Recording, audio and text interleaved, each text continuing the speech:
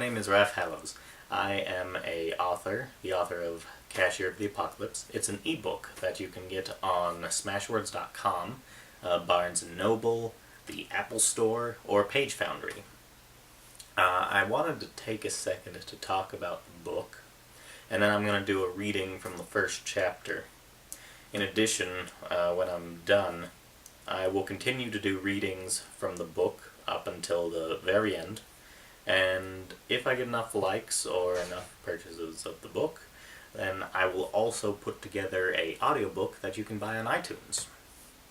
So, Cashier of the Apocalypse is essentially the story of a man without any ambition, without any drive, without any motive, who just works a retail job to get by, and that's what he wants, that's what he's okay with. The crux of the situation comes in when he is chosen to become the Avatar of Destruction by an ancient god, and hijinks ensue. I suppose the reason I wrote this book was because it gave me an outlet for my own frustrations working in retail. I won't say where I worked, but I have nothing polite to say, so I will say nothing. Anyway, I can understand that they have their place, but I don't like them. One of the things, though, that I noticed while working there was that the institution is one thing, but the people there who work at these retail places are so often looked over by our society. We don't notice them. Until I worked with them, I barely even considered the person behind the cash register a person, until I became one of them and realized that they're all people.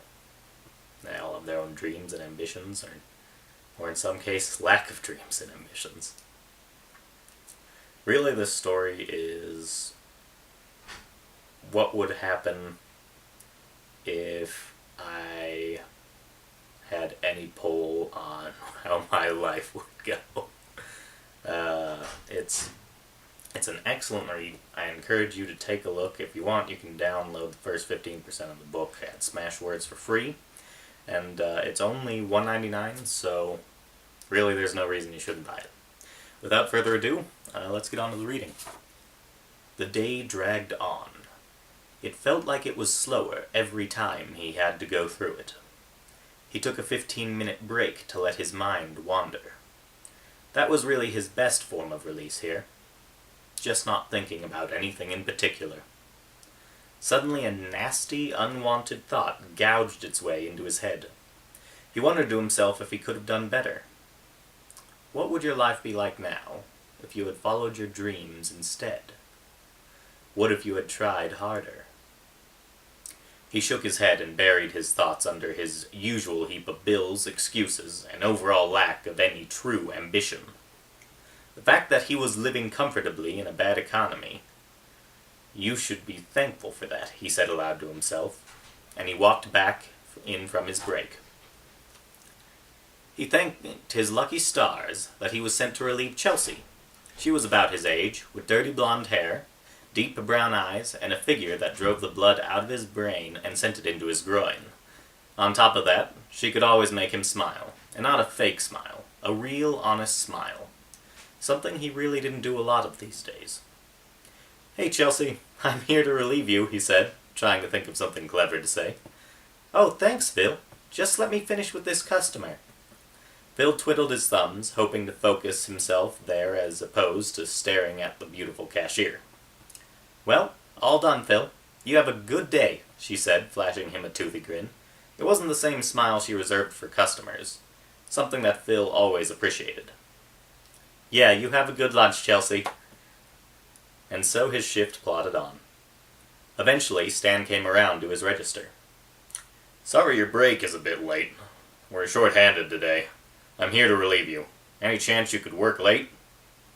Phil was about to say no, but then realized he didn't really have a reason not to, so he just nodded and went to the break room for his lunch.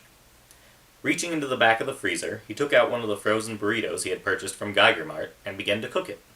However, much to his surprise, It almost immediately set on fire. He opened the microwave door only to see the flames spill out over the break room.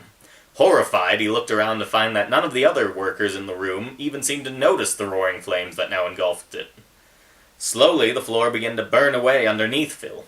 He backed away as far as he could, but it just kept burning until he fell into the inky blackness below the flames. He fell and fell until he fell into something out of a nightmare. It was a world of magma and ash, with strange and insane rock formations rising and falling from the magma. Occasionally he would see explosions in the distance, but he swiftly became more concerned with the approaching ground. He fell hard onto the rough, blackened stone, but despite this, he didn't seem to be too badly harmed. Naturally, this only served to increase his already dangerous levels of freaking out. And that's when he saw it. A giant, black-scaled creature rose from underneath the flaming sea. It crawled through the lava, only its torso being visible above the bright liquid. It reminded Phil of some kind of large serpent, but with arms. Perhaps its most terrifying feature was the wound on the right side of its head. Looking as if the flesh had long ago been torn away, the skull of the creature was plainly visible. Bleached bones peeked out of the seared scales, staring endlessly from an empty eye socket. Phil cowered as the humongous creature finally stopped just before the massive stone that Phil was stranded on. It put forth its hand and a short distance away from Phil, just above the ground. "Well," hissed a voice from behind the creature's fingers. "So glad you could make it, Phil." And that's the end. Thank you very much for watching. I hope you continue to watch as I put out more videos. Click below to subscribe. Thank you.